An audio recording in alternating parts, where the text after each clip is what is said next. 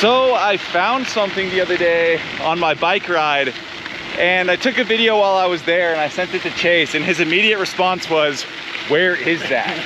So we're headed to that exact thing that I found, which is probably a 5 or 6 mile bike ride from where we are right now. I looked at Chase like he knows where we're going. I have no idea where we're going. Yeah, he's blindly just jumped on his bike and he's following me. So enjoy these next few clips of our ride to our destination. And when we get there, I'm telling you, this place is pretty special. You don't see much of this floating around anymore.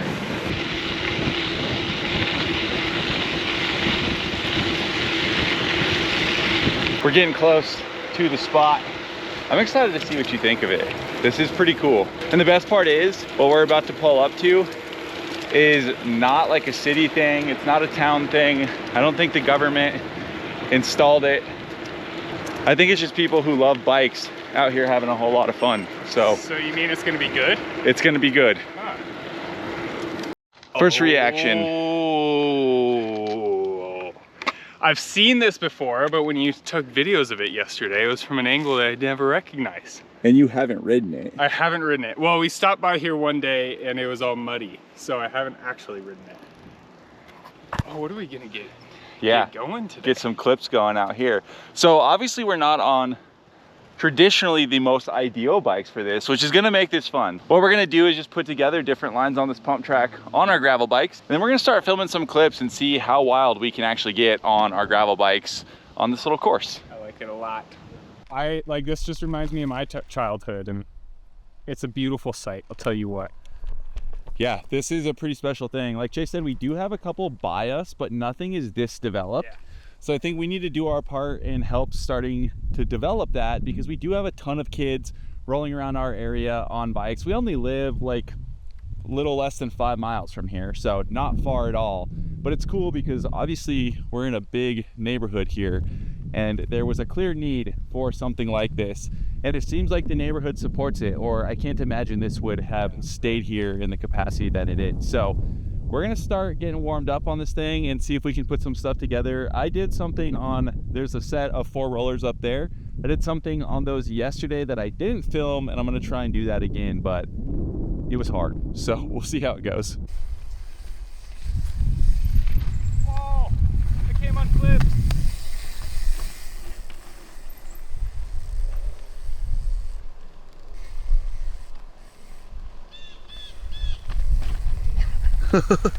Let's see what you got. My first lap, and I'm gonna do it first try, maybe.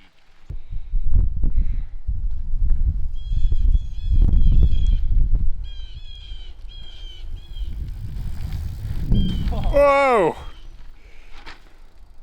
The double manual with the race seat is kind of intense. Yeah, but I will say, you know what's kind of hard for me, and I haven't had a lot of experience doing? I really don't ride like on the drops down here at all. And it's something Chase is really good at, like watching him do like the stoppies and stuff and like the brake control there. Pulling up from the drops like that is just such a different motion. But see, I feel so much less controlled on the hoods. Really? Which is why I get down in the drops. I mean, I definitely feel way less controlled down here. Yeah.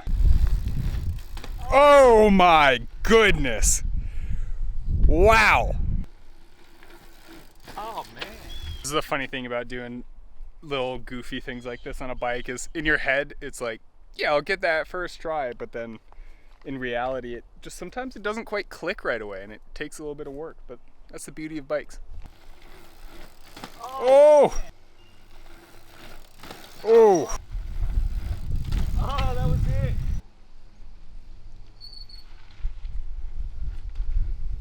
Oh, he's coming in with speed. Oh, look at that! Yeah. I think it is funny though, I heard you say that you can learn how to manual on any bike.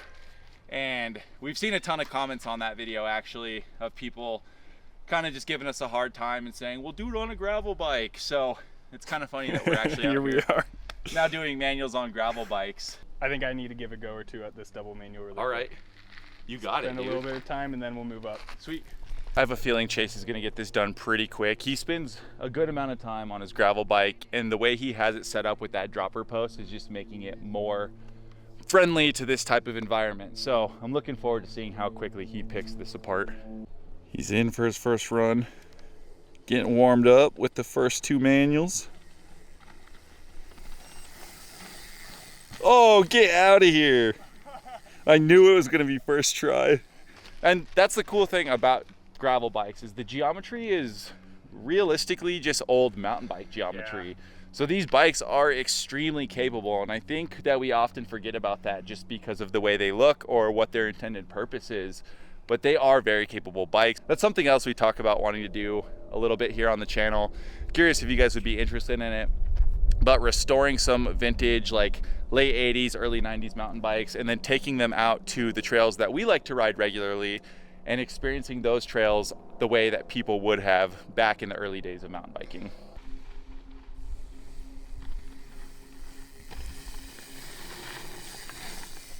Oh.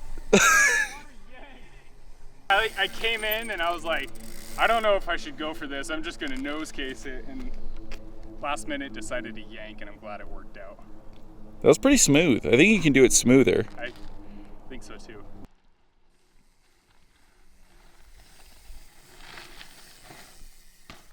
Oh, somebody call a lawyer, man. Chase has got a case. I don't know which one was smoother. I feel like I nose cased the first one and back cased that one. The first one was definitely smoother from where I stand. All right, I'll let you have a go and then we'll see if I clean it up. Whoa, he's got speed. Whoa, did you ET that? Did I just see what I thought I saw? No, I pedaled before it. Oh. Maybe I pedaled in the air. I don't know. I would need to watch the instant replay on that. I don't think I did, but... On review, he did not pedal in the air. I just saw his shadow go up his leg. That's what an ET is, by the way, if you're not familiar with that term. Yeah. We call them ETs or PIAs. I don't know if you ever heard that term, pedal in air. Oh, that makes sense. Yeah. Obviously ET because of the movie, you know, the kids pedal and they fly away. So I feel like I just got called out on an ET though. Yeah, I think you did. We're just gonna try and ET this thing. Best of luck. I Thanks. like that. I'm gonna be gobsmacked if he gets this. This is pretty gnarly actually.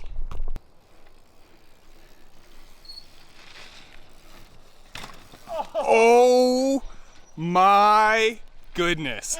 My everything basically below here just got body jarred. Oh, I think I can clean that up. Yeah, I think you can clean that up too. Oh, it felt like basically my whole torso kept going, but just my lower half just stopped. My.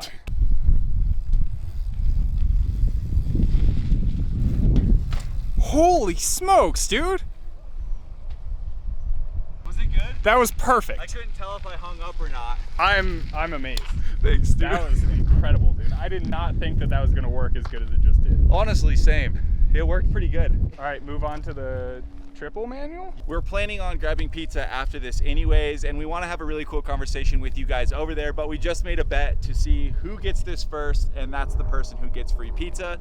So we're making a little game out of it. We're gonna give each other 3 tries to get warmed up on it, and then we're gonna really start going for it. So we're just gonna have a quick little session, getting warmed up, take advantage of our 3 tries. Should we just do whoever gets closest wins? I guess so, yeah. Okay, so I guess that's gonna be pretty objective. Yeah. So cool, we're not doing that. I mean, I think just first person that gets it, and then if neither of us get it, then we can default to whoever gets it closest. Cool, that works. Or we buy each other pizza. Yeah. If neither of us get it. Yeah, this is we've talked about this in videos as well, but this is like a friendly way to try and just unlock a new thing at your local pump track or bike park or trail. Just play a game with your friend over something that is pretty meaningless, like a slice of pizza or a pint at the pub or something like that. It doesn't have to be much. It can be something super fun. Play it over $1. An arm wrestle? No, oh, you're coming for me. Better watch out, guys. All right. An arm wrestle? You think I'd beat you in an arm wrestle, dude? Like, come on. I mean, you do have confidence sometimes. I'm not saying that would make you win, but no, it would not. Okay, Let's get it on. Let's set the camera up and get to it. May the best manualer win. Best of luck to you. Thanks. Let's have a good clean match, okay? Wow. Yeah. Oh.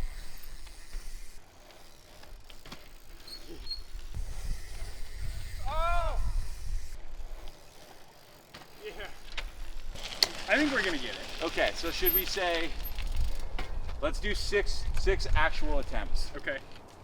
So we're warmed up. I don't know what that means. Those were basically attempts. Yeah. But we're gonna give each 6 actual tries to get it.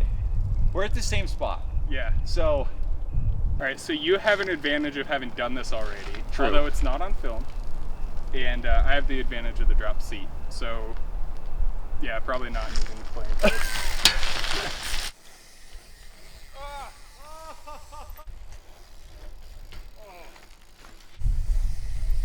Oh my goodness. Dang it. Oh my goodness.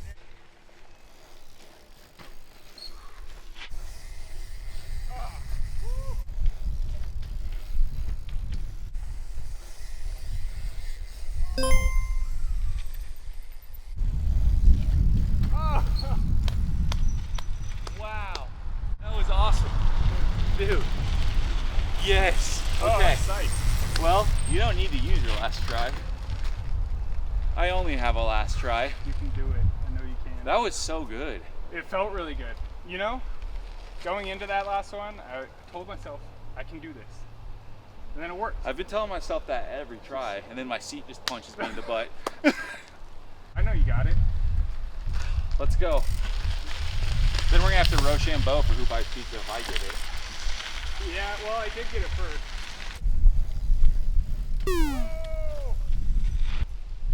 Good game. Winner, Chase.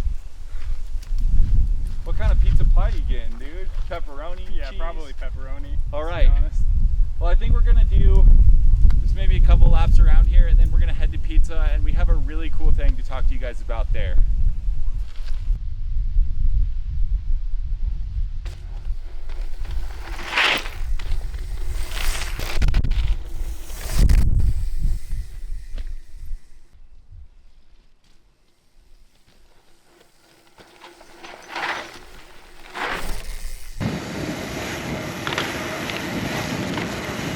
After you, sir. Thank you, sir. Hi there. Howdy. How can I help you today? Good. Oh, sorry. I'm not thinking. How can you help me? Good.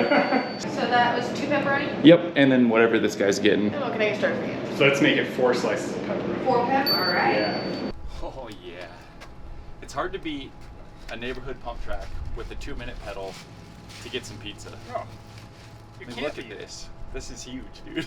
And that's kind of exactly what we wanted to talk about, is how cool it is to have a neighborhood pump track like that that is not built by the city. In fact, we were hanging out riding, and a couple walked by who lived in that neighborhood, and I was asking them what they thought about the pump track being in their neighborhood, and they said that they love to watch people ride it, and then they pointed across from where the pump track was and said, well, if you enjoy it, you can thank that guy right there. His name is Adam. So Adam, if you're watching this, big shout out to you. You absolutely rule. I see it a lot in our instructional videos when we talk about the different places you can go exercise these skills, and people say that they don't have a pump track in their area or a skate park in their area.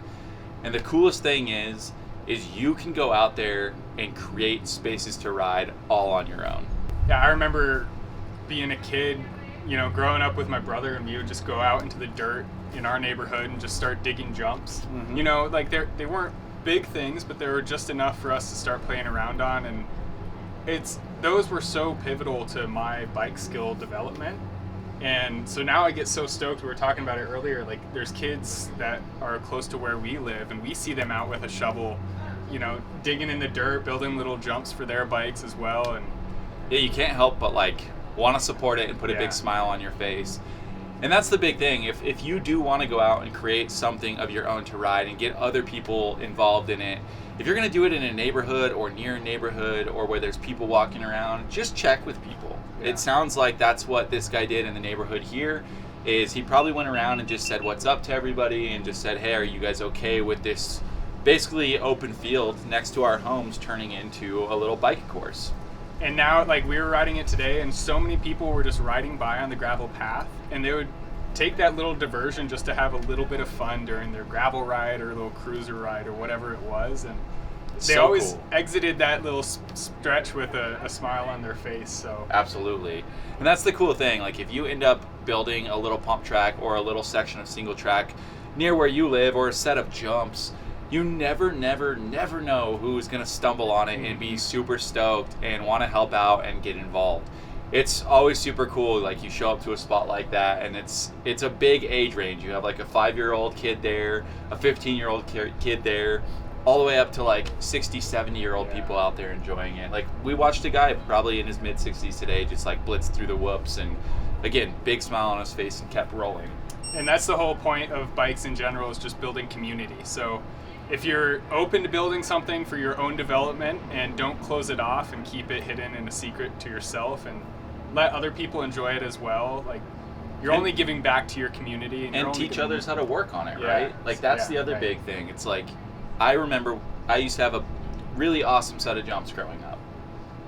And people would always get upset when people would come to their jumps because nobody would help them dig. But I always encourage people, like, hey, we're going to dig tonight. You can come out and help, and then you can come ride anytime. And that's a huge thing, is getting people involved and activated, like you're saying, building community on that piece. And when I think back on that time of having those jumps, my most favorite times weren't actually riding them, it was building those jumps. And that's like a pretty fond memory of mine, is just to think back on standing around telling jokes and just throwing dirt with my friends. So yeah, get out there and build something rad. Something else that's really cool to me about this one existing where it does is Valmont Bike Park, which is like one of the premier in the country, is less than 10 minutes away. It's so close. But going back to those kids in the neighborhood who can't drive yet, maybe their parents don't have the time to take them to Boulder to go ride that bike park, they're able to now just cruise out their front door. It's a community hub right there, and everybody can hang out. Even if you're building this without permission from the community that you live in, if you're doing it in a positive way, you're keeping the area clean, you're being positive with the kids, with building community, you can start going to city meetings and start talking about why this is a need. And most municipalities are going to pay attention to exactly that. And they're not only going to get behind what you're doing, but they're going to also encourage other people to get behind it. And before you know it, you'll probably have a bike park sitting in place of what you started. And that's how most bike parks end up starting. But there is something to be said about that, like, grassroots style of just dug in trail like that. Because like, if you replace that with another paved pump track, it's just another paved pump track, but that is so unique. And I think that's what makes it fun, is you're not going to find anything else like that. We know how to ride bikes, and we had a blast on that. But also, a kid on a Strider bike, there's no doubt in my mind that they would be smiling ear to ear just rolling through that. 100%.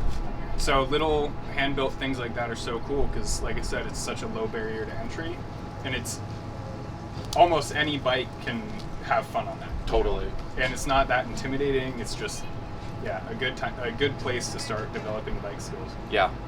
If you have something like this in your community, and it's not typically something you ride, go out there and cruise it, especially if there are younger kids out there, because you never know who you're going to inspire to be a lifelong bike rider.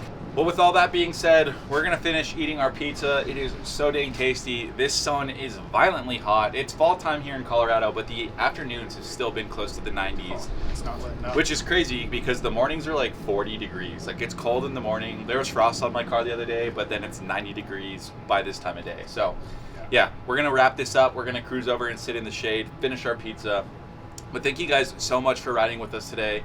Get out there, build something cool, have fun with the kids, encourage people to get on bikes, because the world's just going to be a better place if we're all riding bikes. I firmly believe in that, and I know you do too. So thank you guys again for everything, for being here, for being part of this family. We greatly appreciate you, and we'll catch you in the next one.